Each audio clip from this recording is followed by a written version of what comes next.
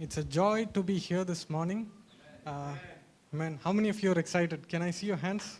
Amen. Let's give one more clap offering to God. Amen. Amen.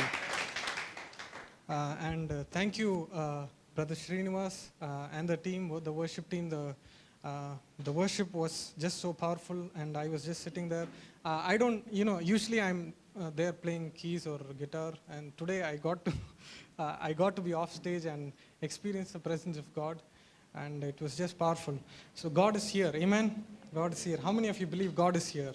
Amen. Amen. Amen. And so today happens to be a very special day. The 26th of September for me is a very special day because back in 2010 on this very day I was baptized, and shortly within a month or so I committed to full-time ministry. So I've decided I thought it'd be appropriate to speak on the topic. I've entitled my sermon as a radical encounter with God. Amen. We will be looking into the book of Isaiah chapter 6, and Isaiah had a very radical encounter with God, and it changed the trajectory of his life. And I believe that anyone who has such a radical encounter with God, their lives will no longer be the same. You cannot have an encounter with God and live the same life that you've been living. The course of your life will totally change. Amen. Amen. And that's what we are going to look at today. And so turn with me, if you have your Bibles, turn with me to the book of Isaiah chapter 6. We'll be reading from verse 1 through 8.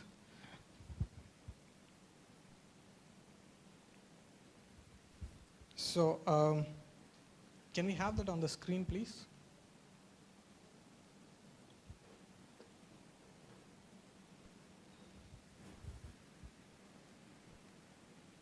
Yes. So it says, in the year that King Uzziah died, I saw the Lord sitting upon a throne, high and lifted up, and the train of his robe filled the temple. Amen. Now, this is, I like how he begins this. He says, in the year that King Uzziah died, I saw the Lord sitting upon a throne. Now, just to give you a little bit of background, Uzziah was a very powerful king, all right? And we know that the kingdom of Israel, both the kingdom of Israel and the kingdom of Judah, they've had some good kings, they had some bad kings. And so it was more of an up and down kind of a journey with them. If the kings were good, if they heeded to the word of God, God blessed the nation, all right? If the kings were evil, God punished them, all right? So Uzziah was a righteous king to begin with. And he also happened to be very powerful. And so basically this is what he did. He trained a huge army and he extended the borders of Israel up to Egypt. So Israel was very peaceful, very secure in terms of their kingdom. They didn't have to worry about people attacking them or some outside threat. So Uzziah was very powerful in that regard. And Israel became very prosperous under him, all right? And it is said that he ruled for some 50 plus years. So you can imagine, after so long of turmoil, of ups and downs, finally Israel had a king who was, who could control the country, and he made the country prosperous. So Uzziah ruled for 52 years, I believe, and Israel was very peaceful. Israel enjoyed a time of peace under Uzziah. And what happened when he died? When he died, again, there is a lot of fear and a lot of insecurity that came into the people of Israel. And we see that, when a king dies, usually that is the time for all the neighbors, all the people who are planning to attack them, that is the best time for them, right? So we see that maybe Israel was Israel was under the threat of being attacked by the neighboring kingdoms and all that. And there was a time of uncertainty, right? So this was the time when Isaiah says, in the year King Uzziah died, when everybody was bothered about, when everybody was perplexed about the situation that is happening around them, I saw the Lord seated on the throne. Amen. Isn't that a wonderful revelation? If I had to write my autobiography, I would want it to be this way. You know, in the year 2021, when people were worried about COVID, when people were living in fear, I saw the Lord seated on the throne. Amen. Amen. I want that to be everybody's story this morning. All right. People who have a radical encounter with God, this is my first point. A radical encounter with God gives you a fresh vision, of a revelation, right? So people who have an encounter with God,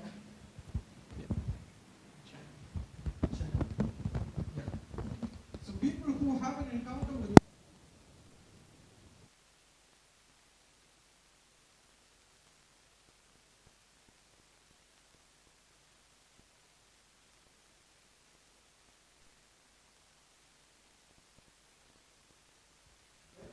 So when you have a new encounter, when you have an encounter with God, check. So when you have an encounter with God, you get a new insight into who God is, a new insight into His character, right? And that is what Isaiah had. Isaiah saw the Lord seated on the throne. And that's a very powerful revelation, a very glorious revelation, because even though the throne of Israel might have been in a very, even though Uzziah was no more sitting on the throne, Isaiah saw the Lord sitting on the throne. That means, what does that mean? What does that mean? God is in control. Amen? God is the one who is ultimately in charge of everything. So Isaiah saw God as the one who was ultimately controlling everything. He was in charge. He was on the throne. And this revelation changed the course of Isaiah's life. Amen? When you have a radical encounter with God, it changes your perception about God. You know, people who have a radical encounter with God, they are no longer bothered by the things that are happening around them, because they know that God is seated on the throne and He's the one who is in control. Amen? Amen. So this morning, let me ask you this question. Are you overwhelmed by your circumstances? Are you worried about the things that are happening around you? Some of you, maybe you lost your job, maybe you're in a financial crisis. But I pray this morning that you will have an encounter with God. You would see God seated on the throne, and you would realize that God is the one who is in control of your life, and there is nothing that can go wrong when you are walking in His ways. Amen. Amen. So another thing, moving on. Can we have the passage back on the screen, please? Let me read further. It says. Verse 2, it says, above him stood the seraphim, each had 6 wings. With 2 he covered his face, and with 2 he covered his feet, and with 2 he flew. And one called unto another and said, holy, holy, holy is the Lord of hosts, and the whole earth is full of His glory. Amen. This is a powerful revelation that Isaiah had. He saw the Lord in all of His holiness. He saw the Lord in all of His majesty. All right? And this is what, when you see God who is perfect, He's the most perfect and the most holy being. And so what happens when you have an encounter with Him? When you see this holy being, you also realize that you are a sinner. Right? And this is one of the first realization that comes in our lives as a believer. The Holy Spirit works in our lives to bring to our understanding that we are a sinner. Holy Spirit brings us the conviction that we are a sinner, And so this leads to my second point. A radical encounter with God results in repentance. Isaiah saw God's glory, and he couldn't help but, he cried out. When we read further, he says, woe unto me, for I have sinned. For I am a sinner. I live amongst people who sin. right? So when you have an encounter with God this morning, let me tell you, when you have an encounter with God, you will also realize how sinful we are, right? Let me illustrate this point from Paul's life. Paul, we know that he has written the most of New Testament, and today we are going to look at his understanding of himself. How he spoke about himself in his writings. So around in the late 40s, between late 40s and early 50s, he wrote the book of Galatians, and Galatians 2, chapter 2, verse 8. It reads like this. Let me read that. He says, "For the same God who worked through Peter as the apostle to the Jews also worked through me as the apostle to the Gentiles." All right? So if you read the full passage, you will understand that he's actually saying that if Peter is an apostle, even I am an apostle. I am no less than Peter. In fact, he's comparing himself with James and John, and he calls them as the pillars of the church. They were the pillars of the church. And he says, those people, they are no greater than me. If they are the apostle to the Jews, I am an apostle to the Gentiles. All right? So he's putting himself in the same trajectory with them, right? So after a few years, when he's writing the letter to the church of Corinthians, which is believed to be written between AD 53 to 57, we see that somehow his realization about himself has changed. He says, "For I am the least of all the apostles. In fact, I am not even worthy to be called an apostle after the way I persecuted God's church." You see, there is an understanding, there's a change in the understanding that he has about himself, right? So from an apostle, from a pillar of a church, he has come down to the least of the apostles. And then moving on, in the book of Ephesians, which is believed to be written around early 60s, 62 AD, he says, Ephesians chapter 3, verse 8, he says, "Though I am the least deserving of all God's people, He graciously gave me the privilege of telling the Gentiles about the endless treasures available to them in Christ." So from apostle to the least of the apostles, now he has come down to what? The least of believers. Now he is calling himself, "I am the least of all the believers." Right? And then in the book of, in the letter written to Timothy, this is towards the end of his life, believed to be written around AD 64. And he's saying, this is what he says, 1 Timothy chapter 1, verse 15. He says, here is a trustworthy saying, "Jesus Christ came into the world to save sinners, of whom I am the worst." Do you see this progression? From a super apostle to the least of the apostles, to the least of believers, and now what? I'm the chief of sinners. One translation renders it like this: the chief of sinners. The more you walk with God, the more you will realize how sinful you are and how much you need Him. Amen? The book of John, the first John says, if you claim to be without sin, you are deceiving yourself. Amen? If this morning, if you are sitting here, thinking that I do not have sin in me anymore, I'm sorry to tell you this, but we are all sinners, right? And we need the Holy Spirit to bring the conviction in us that we are sinners. We by ourselves, we may not be able to accept the fact that we are sinners, but it is the Holy Spirit who puts that conviction in us that we are sinners. We are sinners, and this happens when you have a consistent walk with the Lord. All right? Paul walked with God. Paul was filled with the Holy Spirit, and this is how he was convicted that he's, a sinner, and we are all sinners. We are no different. We are not higher than Paul. We cannot be. We are all sinners, and we all need a savior. Amen.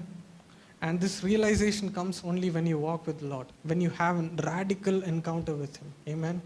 Amen. So I pray that this morning we will all have a radical encounter with him. Isaiah had a radical encounter with God, and he couldn't help but he said, "Woe unto me, I am a sinner and I live among sinful people." So we see that God is holy, but he's also merciful. Amen.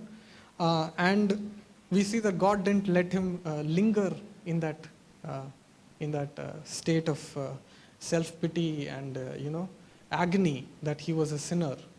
But God reached out to him. If we read further, verse 5, can I have it up on the screen, please?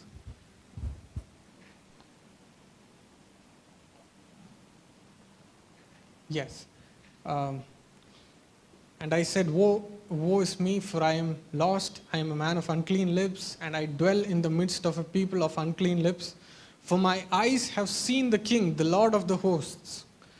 The Old Testament, it very clearly says, nobody can see God and live. So Isaiah thought, when he saw God, he thought that he is going to be dead. Because the vision itself was so majestic. It was such a great revelation. He thought he had seen all of God's holiness and he will not survive. So he thought he is going to be dead. But this is what happens. Verse 6, we see an seraphim, he reaches out to him, and this is what it says. Then one of the seraphim flew to me, having in his hand a burning coal that he had taken with the tongs from the altar. And he touched my mouth, and he said, "Behold, this has touched your lips. Your guilt is taken away, and your sin is atoned for." Amen. This leads to my further point. The next point, which is a radical encounter with God results in restoration. Amen. God restores us. Amen. God is a God who restores us. God didn't let Isaiah, God didn't leave him in that state of shame and in that state of agony, but he cleansed him, he restored him. Amen. Just when he thought that he would die, God reaches out to him and he restores him. Amen. Let me tell you this. This has been my experience. Sin, when you are living in sin, there's a lot of guilt that comes along with it, right? And just as how Brother Srinivas was mentioning in the worship time, there are people who sin and they fall into sin and they think they are beyond the grace of God. God cannot reach out to them. They think that I have been living in sin for so long, and God cannot save me. I am beyond salvation and all that. All this comes. This is a part and parcel of you living in sin, right? Sin brings guilt. When I was in seminary, I heard this wonderful sermon. There was this one preacher who had come from the States, and he was saying, how he was talking about how young people, most of the young people nowadays, they have this thought that, let's live, let's just enjoy our lives, try everything that we want. They don't think whether it's right or wrong. They just want to try everything. And then they think that, when we are a little older, we'll come back to God, and God is anyways gracious, He will forgive us. He said this one statement and it struck me, and he says, it's something like this. He said, the sins of youth will bring a lifelong regret. Now, whatever sin you commit, it brings guilt along with it. And this guilt can somehow be a very heavy baggage to carry, right? It affects you, the way you look at yourself. It affects the way you relate with others. It even affects the way you relate with God, the way you worship God, right? And this is why some of us, if we continue to live in sin, we might find it hard to even worship God, to pray. That is because the enemy puts that guilt in us, right? And that is one weapon that the enemy uses so effectively to keep us away from God, to keep us away from worshiping Him, to keep us from turning to Him. But we see in this encounter that Isaiah had with God, It's very clearly the seraphim says that this this piece of coal has touched your lips. Your guilt is taken away. This morning, let me tell you, if you're living in guilt, let me tell you, you don't have to live in guilt. All you need is a radical encounter with God. God can take away your guilt. Amen? Amen. God is powerful. God has the power to take away all your guilt and to restore you. He's a God of restoration. So this morning, if you're seated here, looking out for restoration, let me tell you, all that you need is a radical encounter with God. Amen? Amen. And we see that after Isaiah was restored, we see a wonderful thing happening, which is verse 8. Right after that, God asks him, and I heard the voice of the Lord saying, "Whom shall I send, and who will go for us?" And then I said, "Here I am, send me." Amen. So far we have seen Isaiah had a powerful revelation of God. He saw God seated on the throne. First thing, he realized who God is. Second thing, he realized who he is. He is a sinner. Third thing, he realized what he needed. What he needed was forgiveness and restoration, and which God gave it to him. And fourth is what his purpose was in life. Amen. Isn't that wonderful how God addresses all these four questions? And if you're looking for an answer for any of these questions this morning, let me tell you, all that you need to have is a radical encounter with God. And God can answer all these questions. If you're thinking, who am I? And if you're looking for restoration, and if you're looking for your purpose in life, God has the answers. Cry out to Him. No? So, coming back to verse 8, Isaiah experienced the restoration of God. And when you are restored, it is only after this restoration that you are willing to do anything for God, right? When you're living in sin, you might have the desire to do something for God, but it is very difficult because of the guilt and the shame and all the baggage that you're carrying with you. It stops you from doing the will of God, right? But when God restores you, He prepares you to do His will. Amen? And that is what happened with Isaiah. So God restored Isaiah, and then Isaiah was willing to go out to be sent out by the Lord. All right, so this leads me to my final point. A radical encounter with God results in rededication and reaching out to the lost. Amen. Let me tell you this morning, God has not saved you just to come and attend Sunday services every Sunday, and just go back home. God has made you as a missionary.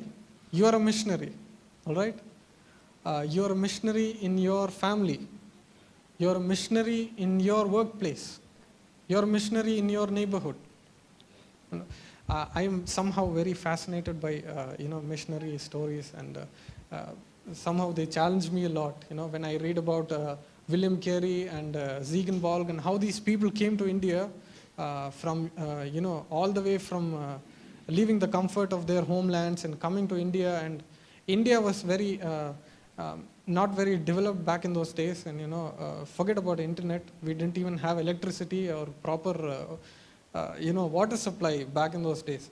But these people somehow they managed to stay in India for so many years. And William Carey particularly, he lost almost all of his family members. He was the only surviving member of his family. But he lived in India for 41 years and he did great things for God. And how did he do that? I believe it is because he had a radical encounter with God. Amen. And this morning, maybe God has not called you to go to another a country or another continent as such. But let me tell you this one thing. The family that God has put you into, the workplace that you're working in, the school that you're studying, the college wherever you're studying, the neighborhood where you live, God has placed you strategically over there because He wants you to be a missionary. Just look around you. I mean, there are a lot of people going to hell every day. You know? People who are lost. And when you experience the restoration of God, you will begin to have a burden for all these people who are lost. Amen? When you experience the restoration of God, and when you know for a fact that God can restore, God can save a person, then you will automatically have a burden for all the lost people. Amen? The fact that so many people in this world they still don't know Christ, it will bring a burden inside of you. And that is what we call as the burden for the lost souls. Amen? This morning, if you're sitting here, for many years I did not have the burden for the lost souls. You know, when people used to talk about this, I used to wonder what are they even talking about? What is this lost souls? Why do I need to have burden for them? So this morning, if you're sitting here with the same question, if you think that you don't have the burden for the lost souls, this is probably one of the best prayers you can make. God, give me a burden for the lost souls. You don't have to go to Africa as a missionary or some other country. You just have to take the good news of Jesus, the message of restoration, how He has restored you, to your family members, to your colleagues, to your neighbors. Amen? And this will happen when you have a radical encounter with God. Amen? So once again, here is a quick recap. A radical encounter with God results in a revelation, in a new insight. This morning, if you are overwhelmed by your circumstances, if you're overwhelmed by the things that are happening around you, I pray this morning that you will have a radical encounter with God, and you will see Him seated on the throne, and you will see Him as the one who is in control. A radical encounter with God results in repentance. Amen. I pray this morning that the Holy Spirit will convict us of all the sins that we have done and our need for a Savior. If there is anybody here listening to this message, whether here or online, who's not accepted Christ, I want to take this opportunity to introduce Christ to you. He's the one who can set you free from all the guilt that you're going through. He's the one who can forgive all your sins. And if you've not accepted Christ as your personal Savior yet, I want to invite you. This is a wonderful experience. Like I mentioned, 11 years ago I got baptized, and it's been a wonderful journey walking with Christ. And I want you all to have that experience. In case if you're not accepted Him as a personal Savior yet, I would encourage you to do so. And we see that a radical encounter with God results in restoration. If you're living in guilt this morning, if you're living in shame, and if you're burdened by the sin that you're all the guilt that sin brings into your lives, I pray this morning that God would restore you. And all you need is a radical encounter with God. Amen.